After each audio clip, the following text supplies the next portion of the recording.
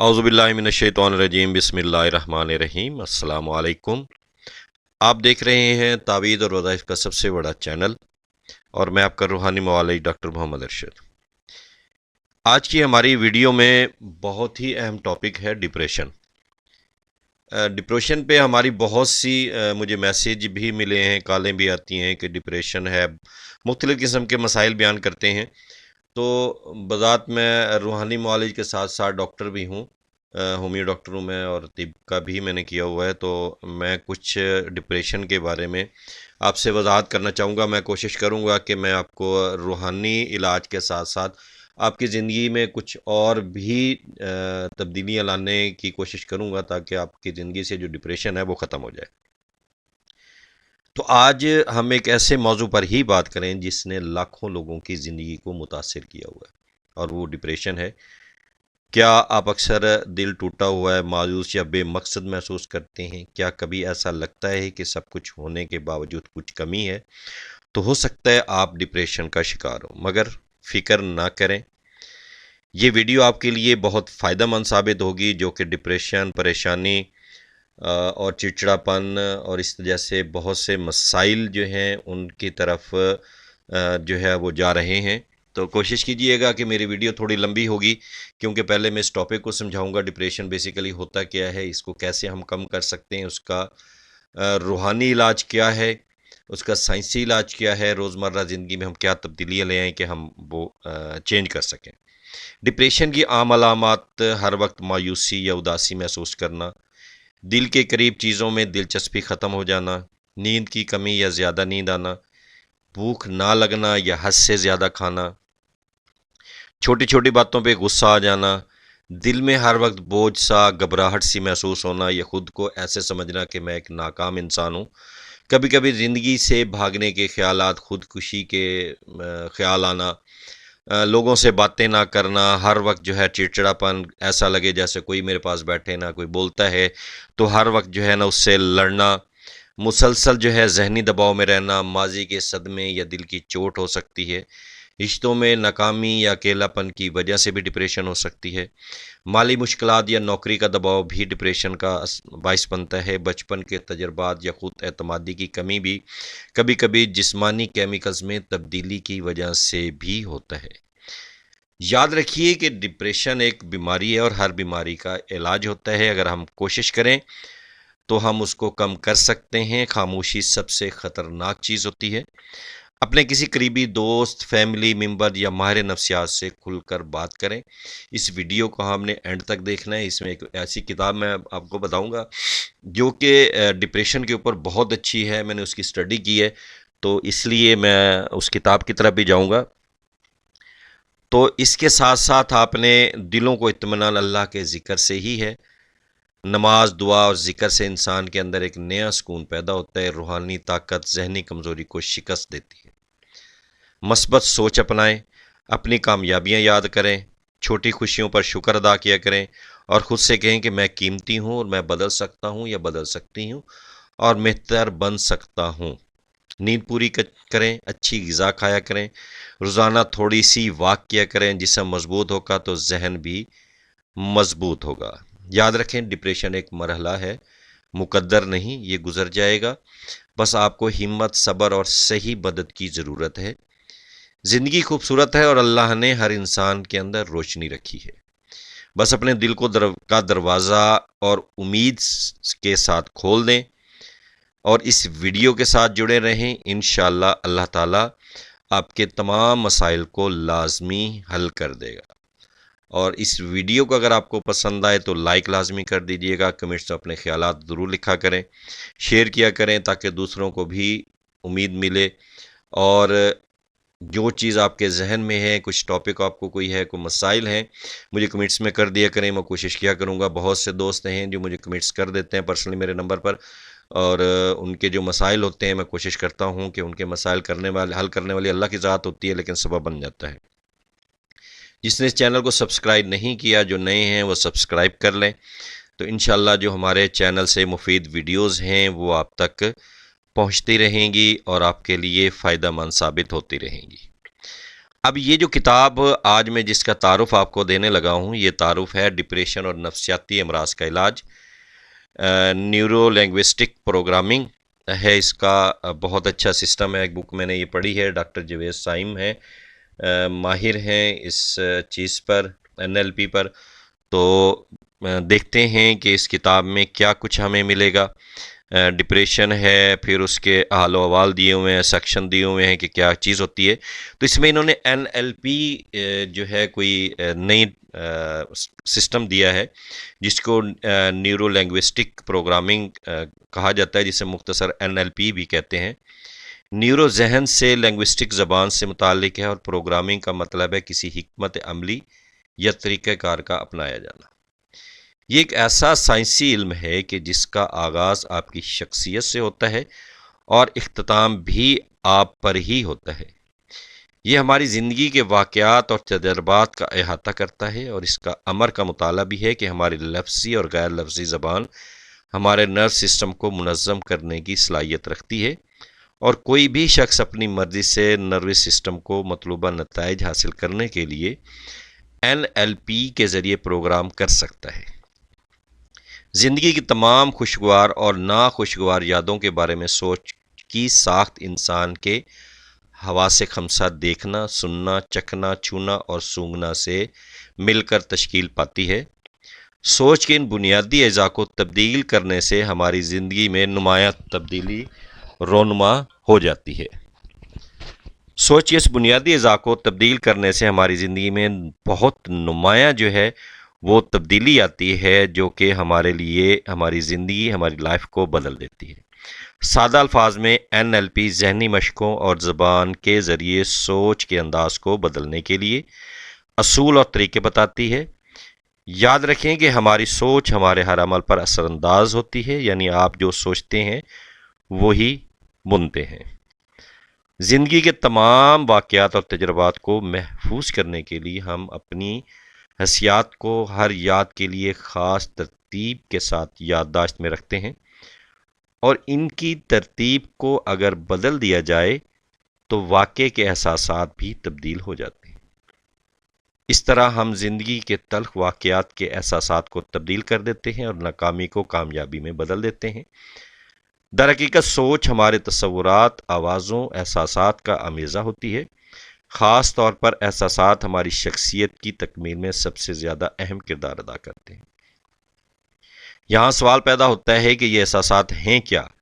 جب آپ یہ کہتے ہیں کہ کھانے کا بہت مزہ آیا ہے، کیا آپ یہ مزہ کسی کو دکھا سکتے ہیں؟ آج میں بہت خوش ہوں، کیا آپ یہ خوشی کسی کو دکھا سکتے ہیں؟ میں بہت غمگین ہوں، کیا یہ غم کسی کو دکھا سکتے ہیں؟ یقیناً آپ یہ سب کچھ نہیں دکھا سکتے، بلکہ جسم میں محسوس کرتے ہیں۔ بعض لوگ خوشی کے موقع پر اپنے جسم میں سکون، ٹھنڈک، ہلکا پن، چستی محسوس کرتے ہیں، اور اس کے برعکس غمی اور پریشانی کے موقع پر بے چینی، گرمی، دل کی دھڑکن تیز ہو جانا، سانس کی رفتار تیز ہو جانا، آنسو بہنا، کندھوں پر دباؤ محسوس کرنا اور کپ کپی طاری ہونا وغیرہ۔ در حقیقت یہ احساسات ہی ہیں جو ہماری سوچ پر اثر انداز ہو کر مسائل پیدا کر دیتے ہیں۔ زندگی کی خوشگوار یادیں اور ناکام تجربات برے احساسات پیدا کر دیتے ہیں، جن سے منفی سوچ اور کمزور یقین جنم لیتے ہیں، اور اس کے برعکس زندگی کے خوشگوار یادیں اور کامیاب تجربات اچھے احساسات پیدا کرتے ہیں جو مثبت سوچ اور طاقتور یقین کی بنیاد بنتے ہیں۔ بلا شبہ کسی بھی تبدیلی کے لیے یقین بنیادی کنجی ہوتی ہے۔ LNP آپ کو یہ اصول اور طریقے بھی بتاتی ہے کہ آپ کو اپنا ذہن بہتر اور مؤثر انداز میں کس طرح استعمال کرنا ہے، تاکہ آپ اپنی زندگی میں ایسے شاندار نتائج حاصل کر سکیں جن کی آپ شدید خواہش رکھتے ہیں۔ یہ دور حاضر کی زبردست مؤثر ٹیکنالوجی ہے، جسے استعمال کر کے آپ بڑی آسانی سے اور بہت ہی جلد مطلوبہ نتائج حاصل کر سکتے ہیں۔ تو اس کتاب کے اندر یہ سارے جو آپ کو سیکشن نظر آ رہے ہیں، یہ سیکشن ہیں۔ پہلے اس میں جو ہے انہوں نے سسٹم کے بارے میں بتایا ہے، پھر آگے جو ہے اس کی کیا وجوہات ہیں، کس طرح ہم کس چیز کو ٹھیک کر سکتے ہیں، ہمارے ذہن کیسے کام کرتا ہے، ایک فلم ڈائریکٹر جس طرح اپنی فلم کو دلکش بنانے کے لیے اپنے کیمرے کا زاویہ جو ہے وہ درست کرتا ہے، اسی طرح تصویروں کی حرکت کرنے کی رفتار کو تبدیل کر کے اپنے ناظرین پر اپنی پسندیدہ کیفیت طاری کر سکتا ہے۔ آپ بھی اسی طرح خود پر اثر انداز ہونے والے زندگی کے کسی بھی واقعے کا تاثر بدل سکتے ہیں۔ میں آپ کو بتاتا ہوں کہ یہ کیسے ہوتا ہے۔ اس کے لیے یہ مشقیں کرنا بہت اہم ہے، اس لیے ان میں سے ہر ایک مشق کو بڑے غور سے پڑھنا ہوگا اور پھر رک کر آگے مطالعہ کرنے سے پہلے اسے عملاً کرنا ہوگا۔ کسی اور کی ہمراہی میں یہ مشقیں کرنا بہتر ہوگا۔ باری باری ایک نقطہ اٹھائیں اور ان کا جواب دیں۔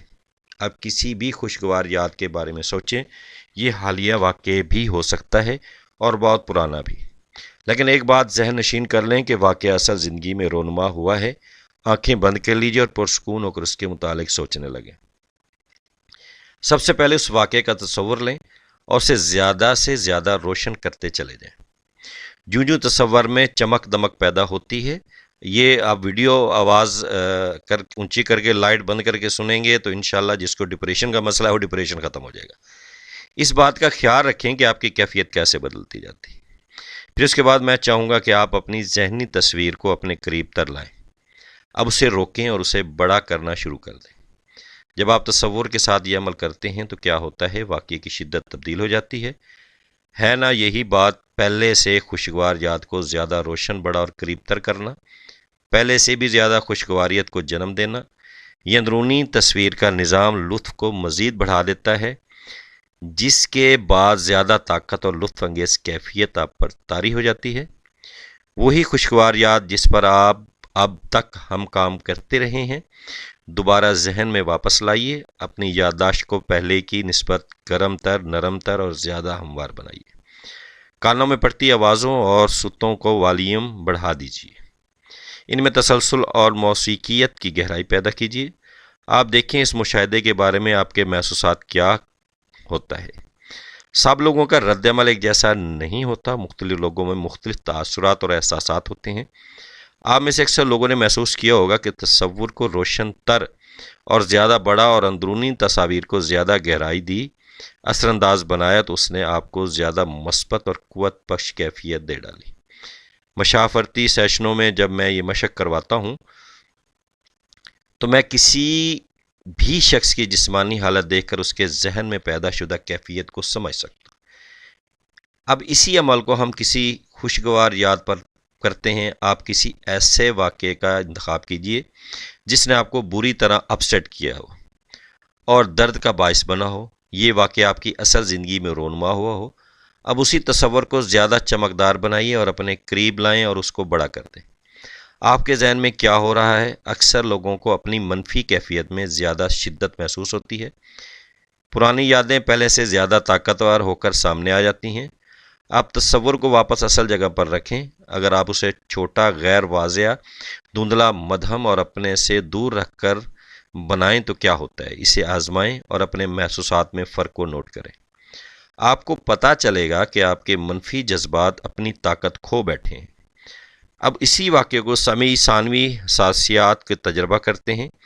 اس مشاہدے میں آوازیں خود کی یا دوسرے لوگوں کی ہو سکتی ہیں اور انہیں بلند تر، واضح، بہت قریب سنیں اور الگ الگ ٹون پر غور کریں۔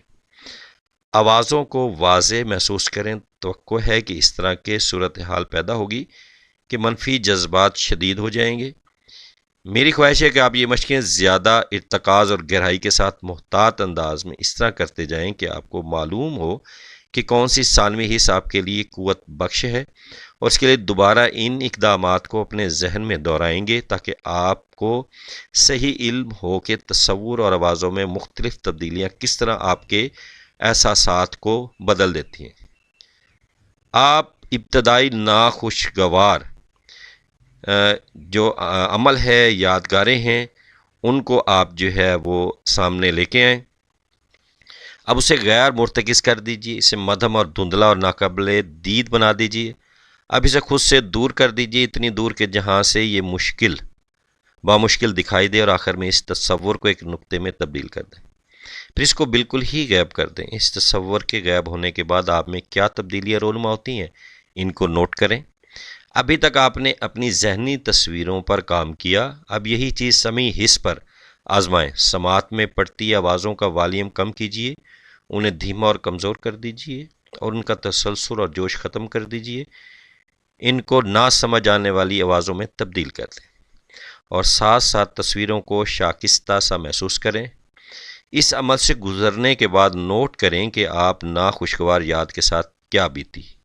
اس کی ساری طاقت ختم ہو چکی ہوگی۔ ممکن ہے کہ اسی وجود میں ہی نہ رہے یا انتہائی کمزور اور معمولی دکھ درد والا ہو جائے۔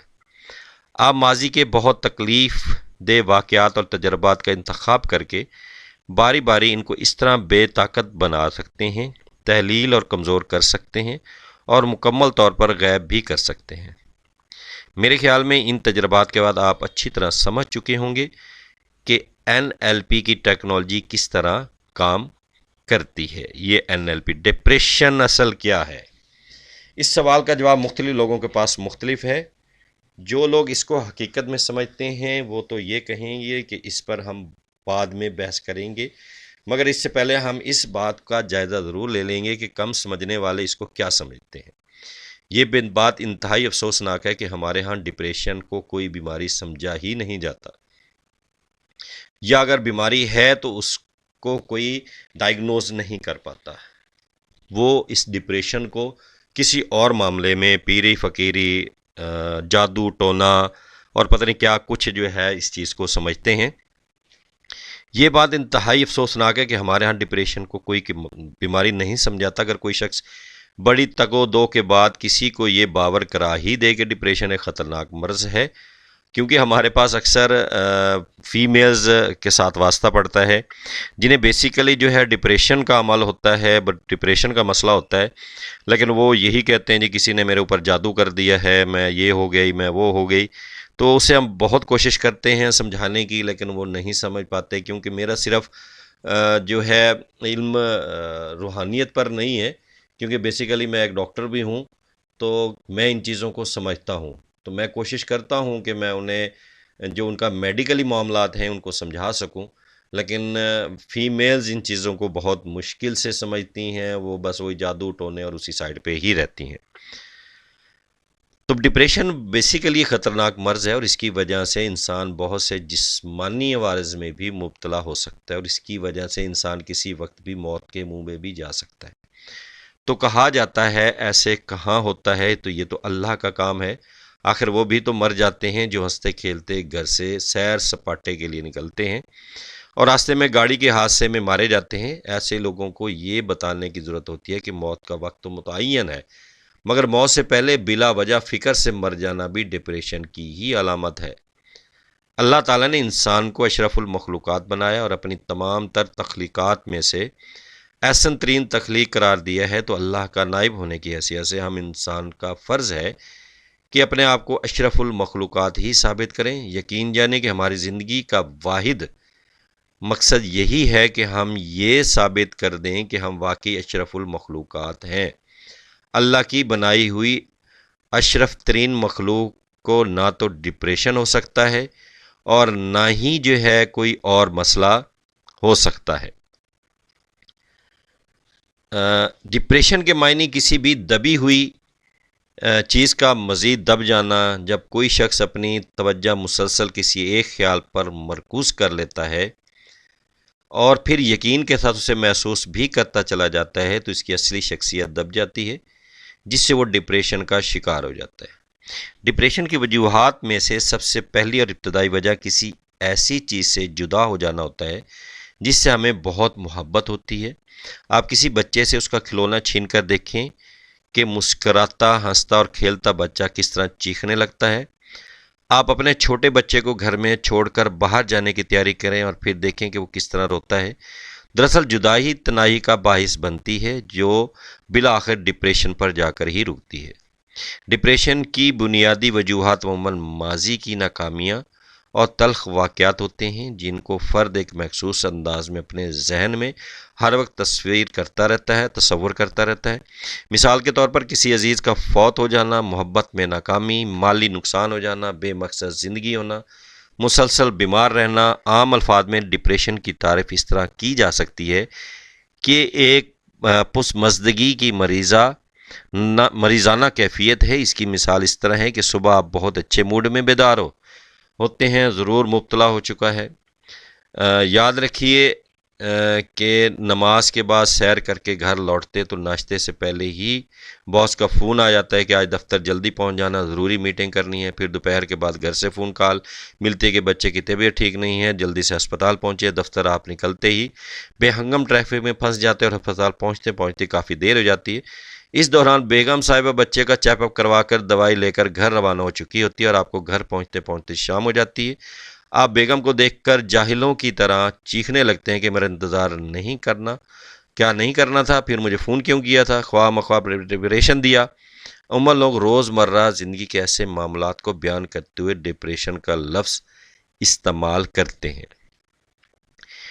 دنیا کا کوئی بھی شعبہ ڈپریشن سے محفوظ نہیں، خواتین گھریلو ہوں یا انتہائی کلیسٹرین شعبے میں کام کرتی ہوں، بہت بڑی فرم کا ایم ڈی ہو یا ای ایم ڈی کا ڈرائیور، اساتذہ ہو یا اسکول کی عمارت بنانے والا ٹھیکیدار، کوئی بھی اس سے محفوظ نہیں۔ مگر ان میں سے بیشتر اس بات کا اقرار کرتے ہوئے ڈرتے ہیں کہ انہیں ڈپریشن ہو چکا ہے۔ انہیں خوف ہوتا ہے کہ اگر انہوں نے یہ تسلیم کر لیا کہ وہ ڈپریشن کا شکار ہیں تو ان کی سند مل جائے گی کہ دماغی اعتبار سے تندرست نہیں ہے، حالانکہ ڈپریشن کا دماغی امراض سے کوئی تعلق نہیں۔ تقریباً ہر شخص زندگی میں کبھی نہ کبھی کسی موقع پر ڈپریشن کا سامنا کرتا ہے، کیونکہ انسانی زندگی مسائل سے بھری پڑی ہے۔ کبھی کسی پیارے کے فوت ہونے کا غم، تو کبھی کوئی مالی نقصان کا دکھ، کبھی محبت میں ناکامی ہو جانا، مایوسی ہونا، کبھی سنگین اور خطرناک بیماری کا حملہ ہو جانا، اور کبھی ملازمت کا ختم ہو جانا۔ یعنی قدم قدم پر اس طرح کے مسائل آتے رہتے ہیں۔ آپ کا تعلق خواہ کسی بھی پیشے سے ہے، آپ ڈپریشن سے جدا نہیں ہیں۔ واضح رہے کہ ڈپریشن کا ہماری سوچ سے بہت گہرا تعلق ہوتا ہے، جبکہ آئی کیو اس کا زیادہ تعلق نہیں ہوتا۔ ایسے لوگ جن کا آئی کیو زیادہ ہوتا ہے وہ بھی ڈپریشن کا شکار ہو سکتے ہیں۔ ونسٹن چرچل، جنہیں برطانیہ میں طاقت کا قلعہ سمجھا جاتا تھا، وہ بھی برطانیہ کے سنگین قومی بحرانوں کے دوران ڈپریشن کا شکار ہو جاتا ہے۔ اسی سوچ کے انداز پر ایک انتہائی غریب آدمی کی کہانی یاد آ رہی ہے۔ یہ شخص ایک چھوٹے سے گاؤں میں رہتا تھا۔ اس کے پاس نایاب نسل کا ایک ہی بہت ہی خوبصورت گھوڑا تھا جس سے وہ بے حد پیار کرتا تھا۔ بادشاہ نے اس گھوڑے کی تعریف سنی تو اپنے وزیروں اور امیروں کے ساتھ گھوڑا خریدنے کے غرض سے اس غریب آدمی کے پاس آیا اور کہا کہ گھوڑا اس کو فروخت کر دے، میں تمہیں اس کی منہ مانگی قیمت دوں گا۔ غریب آدمی نے جواب دیا کہ یہ بکاؤ مال نہیں ہے، میں کسی بھی قیمت پر نہیں بیچوں گا۔ آخرکار بادشاہ نے کہا کہ میں تمہیں اس کے بدلے میں آدھی سلطنت دے دوں گا، لیکن وہ گھوڑا بیچنے کے لیے راضی نہ ہوا۔ بادشاہ مایوس ہو کر واپس چلا گیا۔ گاؤں کے لوگ اکٹھے ہو کر اس کے پاس آئے اور کہا کہ تم کتنے بد نصیب ہو، تمہیں گھوڑے کے بدلے میں آدھی سلطنت مل رہی تھی، اگر لے لیتا تو ساری زندگی سکون اور آرام سے گزر جاتی، اور تو ہمارا بادشاہ ہوتا اور ہم بھی سکون سے رہتے ہی۔ غریب آدمی نے کہا کہ اس میں میری زندگی کی بد نصیبی کہاں سے آ گئی، یہ زندگی کا ایک معمولی واقعہ ہی تو ہے۔ کچھ عرصہ بعد یہ گھوڑا کہیں بھاگ گیا۔ گاؤں کے لوگ اکٹھے ہو کر اس کے پاس آئے اور کہنے لگے کہ تو تباہ و برباد ہو گیا۔ اس نے کہا کہ اس میں برباد ہونے والی کون سی بات ہے، یہ زندگی کا ایک معمولی واقعہ ہی تو ہے۔ کچھ عرصے کے بعد گھوڑا واپس آ گیا اور اپنے ساتھ 11 جنگلی گھوڑے اور لے آیا۔ گاؤں کے تمام لوگ اس کو مبارکباد دینے کے لیے آ گئے اور کہا کہ کتنا خوش نصیب ہے کہ آپ کے پاس اب 12 قیمتی گھوڑے ہو گئے۔ غریب آدمی نے کہا کہ اس میں خوش نصیبی والی کون سی بات ہے، یہ زندگی کا معمولی واقعہ ہی تو ہے۔ اس غریب آدمی کا اکلوتا بیٹا تھا جس نے جنگلی گھوڑے کو تربیت دینا شروع کر دی۔ ایک دن وہ اچانک گھوڑے سے نیچے گر گیا اور اس کی ٹانگ ٹوٹ گئی۔ گاؤں کے تمام لوگ اکٹھے ہو کر اس کے پاس آئے اور کہنے لگے کہ تو تباہ و برباد ہو گیا، تیرا ایک ہی بیٹا تھا، اس کی بھی ٹانگ ٹوٹ گئی اور وہ بیکار ہو گیا۔ اس نے کہا کہ اس میں تباہ ہونے والی کون سی بات ہے، لڑکے کی ٹانگ ٹوٹ گئی تو کیا ہوا، یہ زندگی کا معمولی واقعہ ہی تو ہے۔ کچھ عرصے کے بعد بادشاہ کے دوسرے ملک سے جنگ چھڑ گئی تو اس نے نوجوانوں کو جبری طور پر فوج میں بھرتی کرنا شروع کر دیا اور گاؤں کے تمام نوجوان لڑکوں کو جبری بھرتی کرنے کے لیے کہا گیا، مگر غریب آدمی کے لڑکے کے ٹوٹی ٹانگ کی وجہ سے چھوڑ دیا گیا۔ گاؤں کے تمام لوگ پھر اس غریب آدمی کے پاس آئے اور کہنے لگے کہ تو بڑا خوش نصیب ہے، بادشاہ تمہارے لڑکے کو چھوڑ گیا۔ اور اس نے جواب دیا، اور اس میں کون سی خوش نصیبی کی بات ہے، یہ زندگی کا ایک معمولی واقعہ ہی تو تھا۔ اس کے بعد غریب آدمی نے لوگوں سے ناراضگی اظہار کیا کہ تم اس قابل نہیں ہو کہ تمہارے ساتھ رہا جائے، میں تو دوسرے گاؤں میں جا رہا ہوں، کیونکہ تم زندگی کے معمولی واقعات کو پوری زندگی پر محیط کر دیتے ہو۔ جب لوگ زندگی کے ایک ناخوشگوار واقعے کو پوری زندگی پر محیط کر دیتے ہیں تو ڈپریشن میں مبتلا ہو جاتے ہیں۔ اس واقعے سے بہت زبردست سبق ملتا ہے۔ بے شک ڈپریشن ایک ایسا مرض ہے کہ اس کے ابتدائی مرحلے میں مریض کو جسمانی طور پر کوئی تکلیف نہیں ہوتی اور نہ ہی اس کی جان کو کوئی خطرہ ہوتا ہے، مگر یہی مرض جب بڑھتا جاتا ہے تو جسمانی صحت متاثر ہوتی ہے اور جان جانے کے امکانات بھی بڑھتے جاتے ہیں۔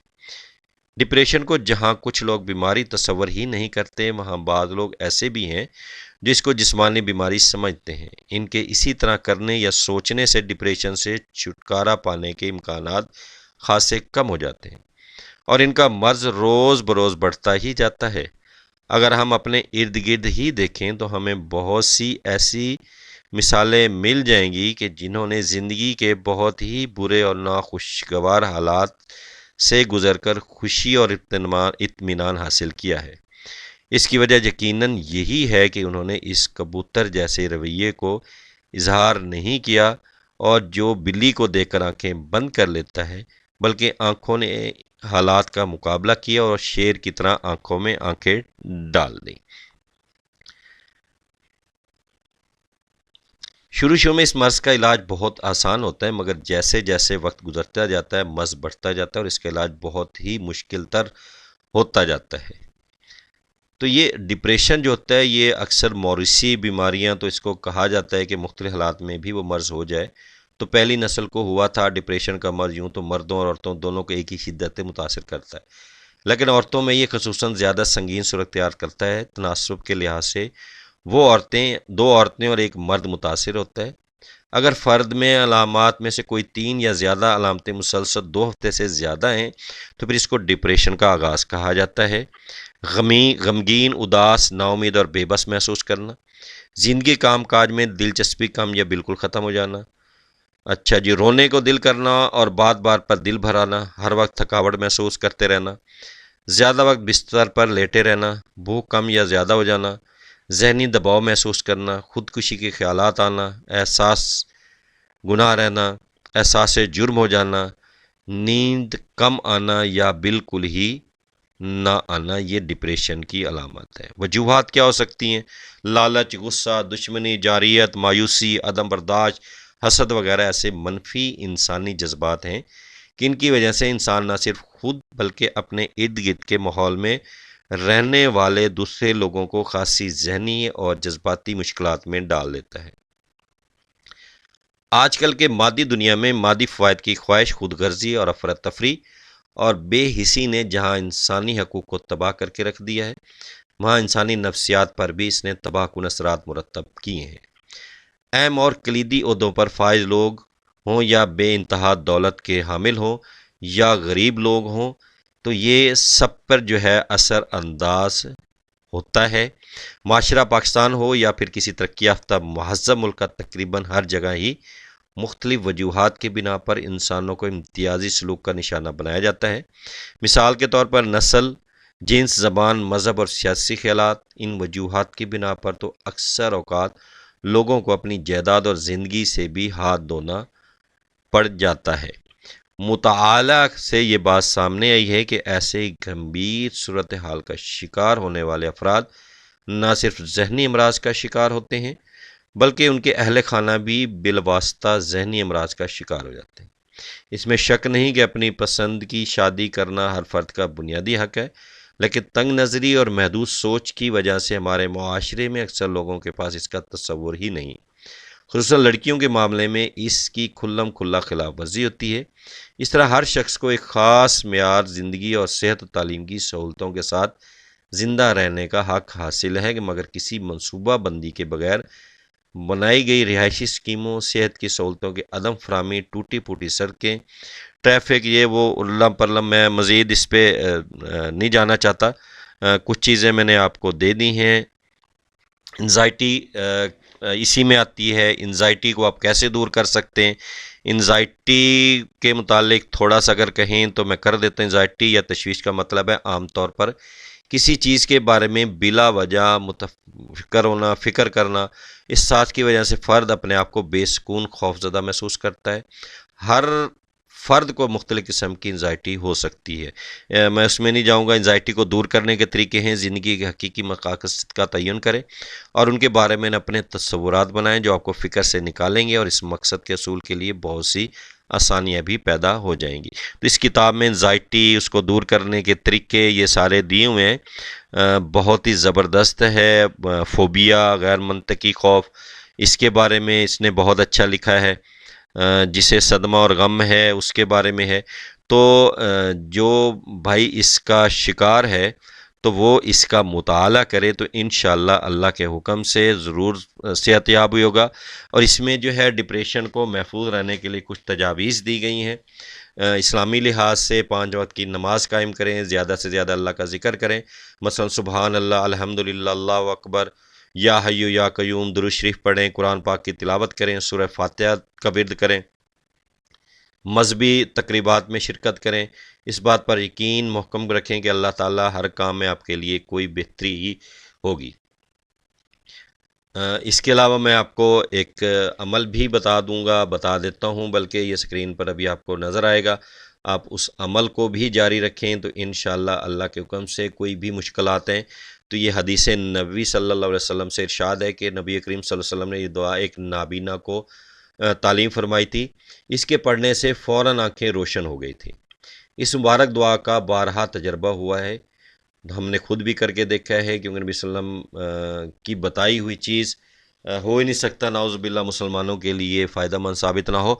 तो बड़ी से बड़ी मुश्किलें हों या जो भी आपको बीमारी है, परेशानी है, तरीका यह है कि अव्वल ताज़ा वज़ू करे, फिर 2 नफ़ल पढ़कर 100 बार ये दुआ पढ़े।